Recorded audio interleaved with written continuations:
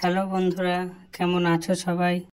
আজ আমরা দেখব কিভাবে একটি বলের স্কেচ বানানো হয়। এর জন্য সবার প্রথমে পেন্সিল দিয়ে একটি সার্কেল বানিয়ে নিতে হবে। সার্কেলটি বানানো হয়ে গেলে এর ভেতরের লাইনগুলো ড্র করে নিতে হবে। ভেতরের লাইনগুলো ড্র করা হয়ে গেলে আমরা একটিকে শেড দেওয়া শুরু করব। শেডটি অল্টারনেট প্যাটার্নে দিতে হবে। একটি ডার্ক হবে তো পরেরটি সাদা থাকবে। এইভাবে পুরো বলটিকেই শেড দিয়ে নেব।